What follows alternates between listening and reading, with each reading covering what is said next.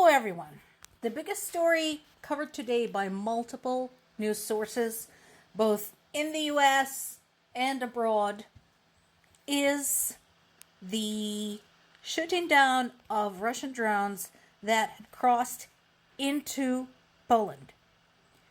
So, of course, Russia is denying everything, saying that they did not plan to attack any targets in Poland, but we know that they lie, like regularly. As usual, they basically said that, they were attacking Ukraine and they were only attacking military targets, which we also know is untrue. So,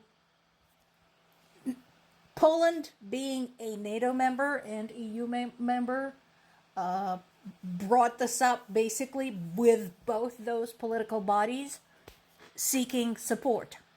Polish Prime Minister Tusk had added that significant number of the drones flew in from Belarus, which is Russia's ally, one of their staunchest allies. So far, all of the evidence, including the telemetry tracking that takes place in Ukraine as part of the safety precautions, indicates that this was not an accident.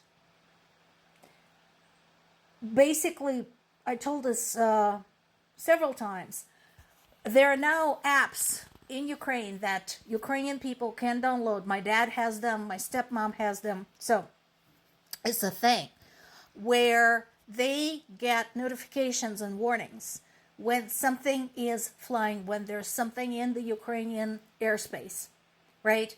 So they can go and look, where is it coming from, what direction it's flying in, and how close it might be, to determine if this is like a nationwide alert or a local alert.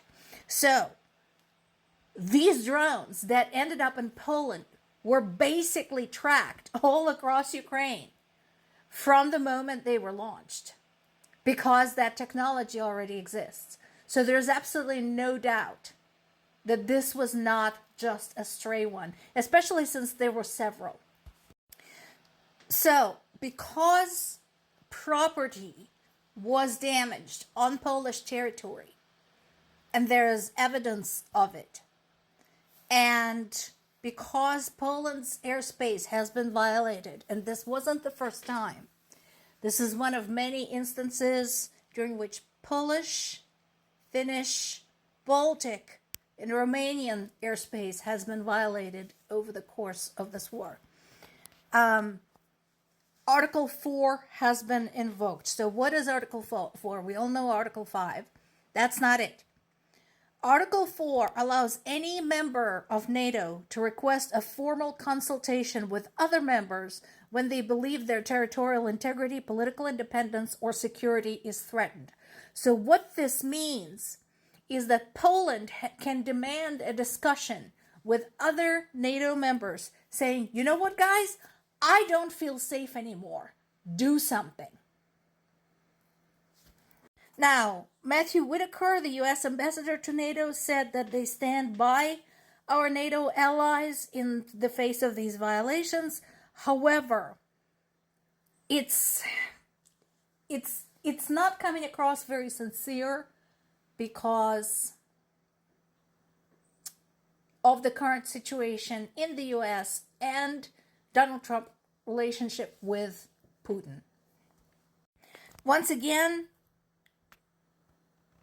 I encourage everybody to listen to European Union's High Representative for Foreign Affairs and Security Policy, Kaja Kallas, because she is one of the loudest voices in support of Ukraine, and also one of the people who often says what a lot of people are thinking, in this case, that indications suggest that this was intentional and not an accident. Now, Marco Rubio said that he has been briefed on this, but here's what we know. When this occurred, it was only like 5 o'clock in the afternoon in Washington, So it wasn't like late, it wasn't the middle of the night.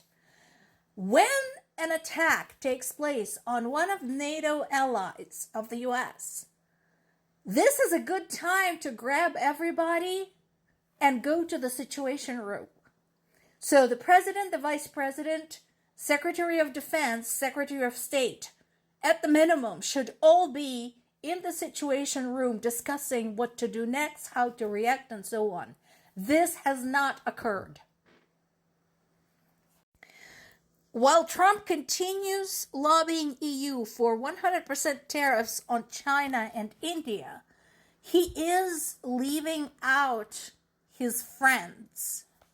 Remember, I told you, he said that China and India should be punished for continuing to buy oil from Russia. And I don't disagree with that. Indeed, they should be. However, he continues to leave out the fact that his friend Viktor Orban, the leader of Hungary, is also buying oil from Russia. Shouldn't he be punished too? Shouldn't Slovakia also be punished? They too buy oil from Russia? How about it? Bosnia? North Korea? There are probably other states that buy oil from Russia, but it's harder to track due to the use of the shadow fleet. So Trump's pressure on EU to do these things comes across less than sincere. His vice president is not helping. He's saying that Trump sees no reason to economically isolate Russia outside of war in Ukraine. What? U.S. President Donald Trump does not believe Russia should be cut off from the global economy beyond the context of its war against Ukraine. What other context is there? So, are you saying that during World War II, it would have been unreasonable to stop trade with Hitler outside the context of the Holocaust or outside of the context of World War II? Is that what you're saying? Because that's what I'm hearing. Are you saying that one country invading another, committing horrific atrocities there, and lying about it is not good enough reason to isolate them economically? No, Vance reduces all of that to the matter of like and dislike. He says you can dislike Russia all you want, but they sure have a lot of oil. I'm sorry. Isn't your boss the same one who says oil is the reason we should be putting tariffs on China and India, which don't do a damn thing, by the way, to punish them because of Russian oil? Get your story straight, you fucking moron. Once again, of course, the only thing that matters is this. More details emerged about the horrific bombing when 24 people died in the eastern part of Ukraine. 24 people who were standing in line at the post office to collect their pensions. What we now know is that in addition to the 24 people who were killed, 19 more people were injured. This took place in a village in the Donetsk region.